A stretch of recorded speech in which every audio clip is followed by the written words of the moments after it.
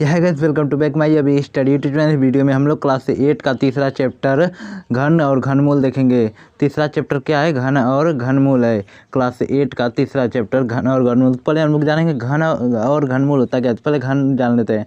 पिछली कक्षाओं में हम लोग घात वाला चैप्टर पिछली क्लास में पढ़े थे, जो क्लास 7 का दूसरा चैप्टर है। उसके विषय में हम लोग पढ़ चुके हैं। उसके बाद जब किसी संख्या का तीन बार लेकर उसी का आपस में गुणा किया जाए, मतलब इसके कहने का मतलब, जैसे हम मान लें एक को 3 बार, खुद एक ही को 3 बार हम गुणा करें, वही इसके कहने का मतलब है। आपस में गुणा किया जाए तो प्राप्त मान उस संख्या का घात होता है। 3 घात होता है। जो प्राप्त मान होगा उस संख्या का 3 घात होता है। यहाँ पर घन लिखना चाहिए पर घात लिखा है, उससे कोई दिक्कत नहीं है। तो 3 घात होता है। जैसे यहाँ पर हम 2 पे 3 घात लगा दें तो वही आएगा। जैसे यहाँ पर एक का हम लोग 3 बार गुणा करेंगे तो एक का कितने बार हो रहा है? 1 बार, 2 बार, 3 बार, तो मतलब 1 पर 3 घात लगेगी। इसी को यह कर रहा है। तो उसी को यहाँ पर हमको कुछ दिया है, हम लोग इसको भी देख लेते हैं।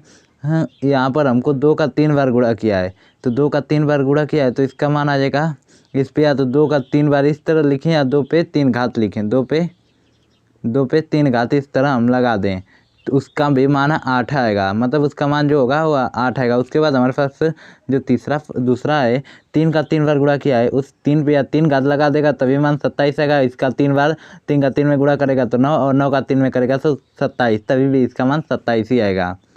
उसके बाद हमारे पास 5 का भी 3 बार गुणा किया है, तो 5 का 5 में गुणा करेंगे तो 25, और 25 का 5 में करेंगे तो 125। अच्छा है, 5 पे 3 घात लगा दें तभी उसका मान 125 आएगा। इससे संबंधित हम अब कुछ प्रश्न देख लेते हैं। तो पहले हम लोग जानेंगे कि आइए घन ज्ञात करने की विधि को कुछ उदाहरण के माध्यम से समझते हैं। तो जैसे हमको यहाँ पर उदाहरण पहला दिया है एग्जाम्पल में, जो पहला एग्जाम्पल है 3 गुणे 3 गुणे 3, तो इसका जो हमको दे दिया है, या तो 3 पे 3 घात लिखे या इस तरह लिखे, और उसका मान आएगा 27। इसको हम पहले अभी देखें। उसके बाद हमारे पास दूसरा प्रश्न क्या कराएं, -5 गुणे -5 गुणे -5। तो इसका जैसे कि हम लोग क्यों निकालेंगे, मतलब घन निकालेंगे तो हमेशा जब माइनस का संख्या पूछेगा तो माइनस में ही आएगा। और यहाँ पर मान लीजिए हम वर्ग निकालना है, -5 दिया, इसका वर्ग निकालना है तो ये चेंज हो जाएगा, या इसका मान प्लस में आएगा। और इस पर जब 3 घात लग जाएगी तो इसका मान हमेशा माइनस में ही आएगा। तो इसका मान माइनस में कितना आएगा? 5 का 5 में गुणा करेंगे तो 25, और 25 का 25 में गुणा करेंगे तो 125 यहाँ पर इसका मान आ गया। और माइनस का माइनस में गुणा करेंगे तो प्लस, और प्लस का माइनस में करेंगे तो माइनस, मतलब इसका मान वही आएगा। इसके बाद हमारे पास दूसरा प्रश्न दिया है 2/7 गुणे 2/7 गुणे 2/7। अब इसका गुणा करें या क्यों करें, बात इसका आएगा। 2 का क्यों होता है 8, और 7 का क्यों होता है 743। 7 का क्यों होता है 343। उसके बाद हमारे पास चौथा प्रश्न है। चौथा प्रश्न भी उसी तरीके से है। उसके बाद हमको कुछ नोट दिया है, यहाँ पर लिखा है इस प्रकार एक परिमेय संख्या n को पूर्ण घन तब कहते हैं।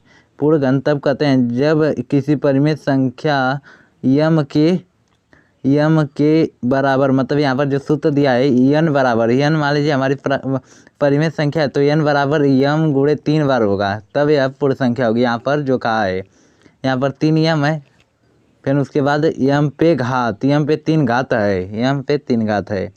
और उसके बाद कुछ और प्रश्न देख लेते हैं। उसके बाद पूर्णांक घन एवं प्राकृतिक संख्या, पूर्ण घन एवं प्राकृतिक संख्या, पूर्णांक नहीं, पूर्ण घन एवं प्राकृतिक संख्या। तो इसमें दिया है निम्नांकित सारणी को रिक्त स्थान की पूर्ति की अभ्यास पुस्तक पर कीजिए।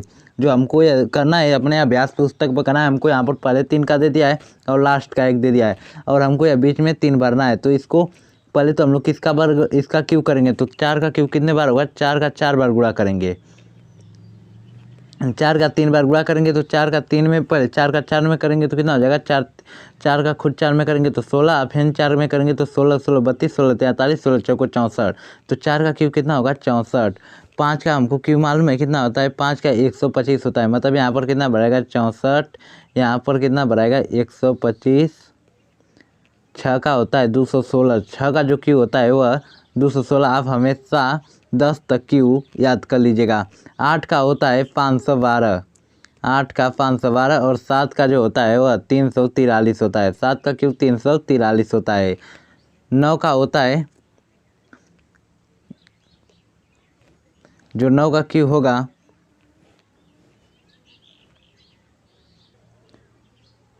9 का क्यू होगा 9 का 3 बार गुणा होगा तो इसका क्यू आ जाएगा 729। कितना इसका क्यू आएगा 729।